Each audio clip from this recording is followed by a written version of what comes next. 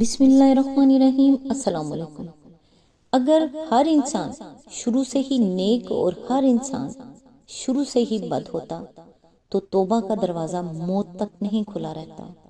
بہت سے لوگ ہوں گے جنہوں نے ساری عمر نیک عمل کیے مگر پھر آخر میں ایسے گناہ کیے کہ جہنم میں ہو گئے، اور بہت سے لوگ ہوں گے جنہوں نے ساری زندگی گناہ کیے مگر اللہ نے ہدایت دی، توبہ کی اور بخشش مل گئی انہیں۔ لوگوں کو جج مت کریں، لوگوں کی برائیاں مت اچھالیں، عیب مت تلاش کریں، پردہ ڈالنا سیکھیں۔ اللہ روز قیامت آپ کے عیبوں پر پردہ ڈالے گا۔ اللہ تعالیٰ سے دعا ہے، یا اللہ جو پریشان حال ہیں اور اپنی پریشانیوں کو کسی سے بیان نہیں کرنا چاہتے، ان کی پریشانیوں کو دور فرما۔ اے اللہ تو اپنے نیک بندوں کو جو دیا کرتا ہے وہ ہم سب کو عطا فرما۔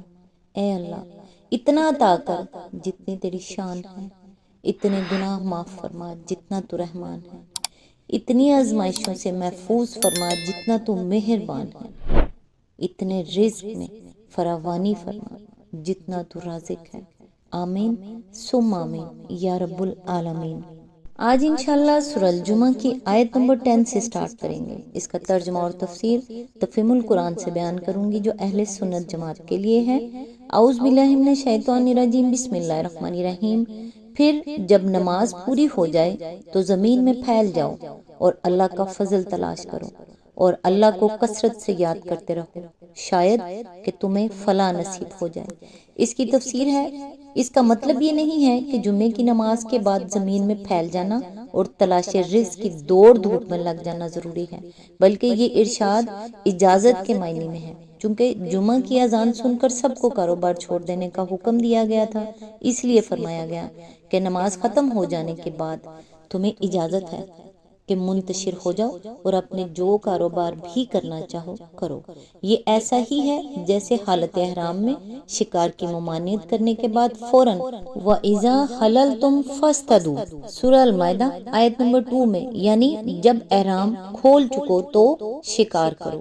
اس کا مطلب یہ نہیں ہے کہ احرام کھولنے کے بعد ضرور شکار کرو، بلکہ اس سے مراد یہ ہے کہ اس کے بعد شکار پر کوئی پابندی باقی نہیں رہتی، چاہو تو شکار کر سکتے ہو، یا مثلا سورہ نساء میں ایک سے زائد نکاح کی اجازت فَانْكِحُوا مَا طَابَ لَكُمْ کے الفاظ میں دی گئی ہے۔ یہاں اگرچہ فَانْكِحُوا بصیغہ امر ہے مگر کسی نے بھی اس کو حکم کے معنی میں نہیں لیا ہے۔ اس سے یہ اصولی مسئلہ نکلتا ہے کہ صیغہ امر ہمیشہ وجوب ہی کے معنی میں نہیں ہوتا، بلکہ کبھی یہ اجازت اور کبھی استحباب کے معنی میں بھی ہوتا ہے۔ یہ بات قرائن سے معلوم ہوتی ہے کہ کہاں یہ حکم کے معنی میں ہے اور کہاں اجازت کے معنی میں، اور کہاں اس سے مراد یہ ہوتی ہے کہ اللہ کو ایسا کرنا پسند ہے، لیکن یہ مراد نہیں ہوتی کہ یہ فعل فرض و واجب ہے۔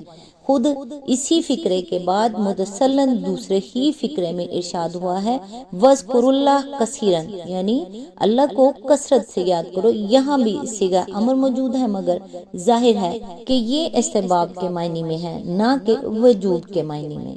اس مقام پر یہ بات بھی قابل ذکر ہے کہ اگرچہ قرآن میں یہودیوں کے سبت اور عیسائیوں کے اتوار کی طرح جمعے کو عام تعطیل کا دن قرار نہیں دیا گیا ہے، لیکن اس امر سے کوئی شخص بھی انکار نہیں کر سکتا کہ جمعہ ٹھیک اسی طرح مسلمانوں کو شعار ملت ہے جس طرح ہفتہ اور اتوار یہودیوں اور عیسائیوں کے شعار ملت ہیں۔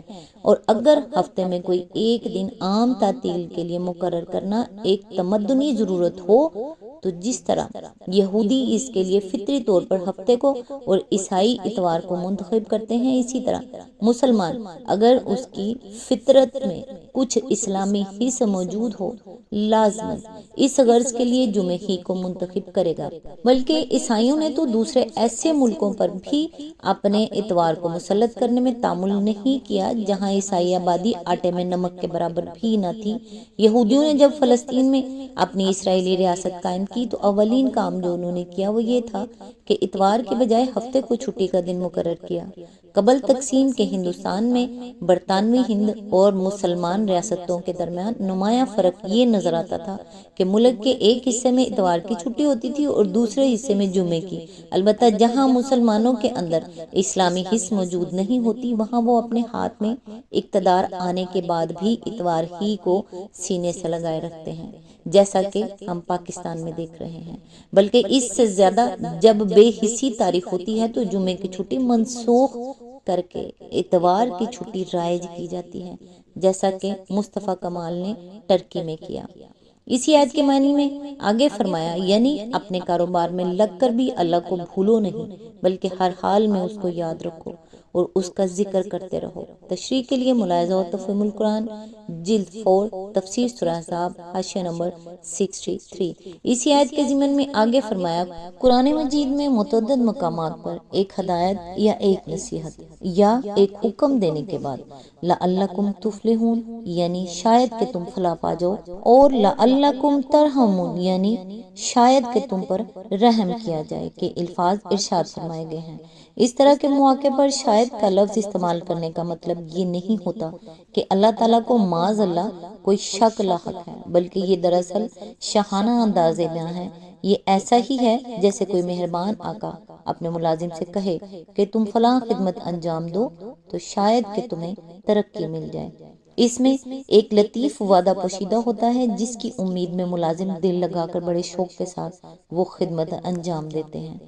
کسی بادشاہ کی زبان سے کسی ملازم کے لیے یہ فکرہ نکل جائے تو اس کے گھر خوشی کے شادیانے بج جاتے ہیں۔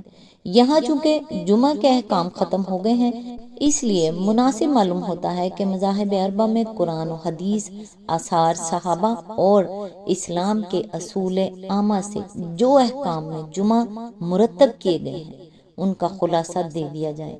حنفیہ کے نزدیک جمعہ کا وقت وہی ہے جو ظہر کا وقت ہے، نہ اس سے پہلے جمعہ ہو سکتا ہے نہ اس کے بعد۔ بے کی حرمت پہلی اذان ہی سے شروع ہو جاتی ہے، نہ کہ اس دوسری اذان سے جو امام کے ممبر پر بیٹھنے کے بعد دی جاتی ہے، کیونکہ قرآن میں اذا نودی للصلاۃ من یوم الجمعہ کے الفاظ مطلقاً ارشاد ہوئے ہیں۔ اس لیے زوال کے بعد جب جمعہ کا وقت شروع ہو جائے اس وقت جو اذان بھی نماز جمعہ کے لیے دی جائے، لوگوں کو اسے سن کر خرید و فروخت چھوڑ دینی چاہیے۔ لیکن اگر کسی شخص نے اس وقت خرید و فروخت کر لی ہو تو وہ بے فاسد یا جسخ نہ ہو جائے گی، بلکہ یہ صرف ایک گناہ ہوگا۔ جمعہ ہر بستی میں نہیں بلکہ مصر جامعہ میں ہو سکتا ہے، اور مصر جامعہ کی معتبر تعریف یہ ہے کہ وہ شہر جس میں بازار ہو، قیام امن کا انتظام موجود ہو اور آبادی اتنی ہو کہ اگر اس کی بڑی سے بڑی مسجد میں بھی نماز جمعہ کے مکلف سب لوگ جمع ہو جائیں تو اس میں سما نہ سکیں۔ جو لوگ شہر سے باہر رہتے ہوں ان پر جمعہ اس صورت میں شہر آ کر پڑھنا فرض ہے، جبکہ ان تک اذان کی آواز پہنچتی ہو یا وہ زیادہ سے زیادہ شہر سے 6 میل کے فاصلے پر ہوں۔ نماز کے لیے ضروری نہیں کہ وہ مسجد ہی میں ہو، وہ کھلے میدان میں بھی ہو سکتی ہے، اور ایسے میدان میں بھی ہو سکتی ہے جو شہر کے باہر ہو مگر اس کا پاک حصہ شمار ہوتا ہو۔ نماز جمعہ صرف اس جگہ ہو سکتی ہے جہاں ہر شخص کے لیے شریک ہونے کا اذن عام ہو۔ کسی بند جگہ جہاں ہر ایک کو آنے کی اجازت نہ ہو، خواہ کتنی ہی آدمی جمع ہو جائیں، جمعہ صحیح نہیں ہو سکتا۔ صحت جمعہ کے لیے ضروری ہے کہ جماعت میں کم از کم بقول ابو حنیفہ امام کے سوا 3 آدمی یا بقول ابو یوسف و محمد امام سمیت 2 آدمی ایسے موجود ہوں جن پر جمعہ فرض ہے۔ جن عذرات کی بنا پر ایک شخص سے جمعہ ساقط ہو جاتا ہے وہ یہ ہیں: آدمی حالت سفر میں ہی یا ایسا بیمار ہو کہ چل کر نہ آ سکتا ہو، یا دونوں ٹانگوں سے معذور ہو، یا اندھا ہو مگر امام ابو یوسف اور امام محمد کے نزدیک اندھے پر سے صرف اس وقت جمعے کی فرضیت ساقط ہوتی ہے جبکہ وہ کوئی ایسا آدمی نہ پاتا ہو جو اسے چلا کر لے جائے، یا کسی ظالم سے اس کو جان اور آبرو کا یا ناقابل برداشت مالی نقصان کا خطرہ ہو، یا سخت بارش اور کیچڑ پانی ہو، یا آدمی قید کی حالت میں ہو۔ قیدیوں اور معذوروں کے لیے یہ بات مکروہ ہے کہ وہ جمعہ کے روز ظہر کی نماز جماعت کے ساتھ پڑھیں۔ جن لوگوں کا جمعہ چھوٹ گیا ہو ان کے لیے بھی ظہر کی نماز جماعت سے پڑھنا مکروہ ہے۔ خطبہ صحت جمعے کی شرائط میں سے ایک شرط ہے، کیونکہ نبی صلی اللہ علیہ وآلہ وسلم نے کبھی جمعے کی نماز خطبے کے بغیر نہیں پڑھی ہے، اور وہ لازماً نماز سے پہلے ہونا چاہیے اور 2 خطبے ہونے چاہیے۔ خطبے کے لیے جب امام ممبر کی طرف جائے اس وقت سے اختتام خطبہ تک ہر قسم کی بات چیت ممنوع ہے، اور نماز بھی اس وقت نہیں پڑھنی چاہیے، خواہ امام کی آواز اس مقام تک پہنچتی ہو یا نہ پہنچتی ہو جہاں کوئی شخص بیٹھا ہو۔ ہدایہ فتح القدیر، امام القرآن للجساس، الفقہ علی المذاہب علی الاربع، آمدۃ القاری۔ شافعیہ کے نزدیک جمعہ کا وقت وہی ہے جو ظہر کا ہے۔ بے کی حرمت اور سعی کا وجوب اس وقت سے شروع ہوتا ہے جب دوسری اذان ہو، یعنی وہ اذان جو امام کے ممبر پر بیٹھنے کے بعد دی جاتی ہے۔ تاہم اگر کوئی شخص اس وقت بے کرے تو وہ فسخ نہیں ہوتی۔ جمعہ ہر اس بستی میں ہو سکتا ہے جس کے مستقل باشندوں میں سے 40 ایسے آدمی موجود ہوں جن پر نماز جمعہ فرض ہے۔ بستی سے باہر کے ان لوگوں پر جمعے کے لیے حاضر ہونا لازم ہے جن تک اذان کی آواز پہنچ سکتی ہو۔ جمعہ لازماً بستی کے حدود میں ہونا چاہیے، مگر یہ ضروری نہیں کہ وہ مسجد ہی میں پڑھا جائے۔ جو لوگ صحرا میں خیموں کے اندر رہتے ہوں ان پر جمعہ واجب نہیں ہے۔ صحت جمعہ کے لیے ضروری ہے کہ جماعت میں امام سمیت کم از کم 40 ایسے آدمی شریک ہوں جن پر جمعہ فرض ہے۔ اس آیت کی تفسیر تھوڑی لمبی ہے، لہٰذا آج بس یہیں تک، نیکسٹ انشاءاللہ یہیں سے سٹارٹ کرتے ہیں جہاں سے سلسلہ ٹوٹ رہا ہے۔ تب تک کے لیے دعاؤں میں یاد رکھیے گا۔ اللہ حافظ۔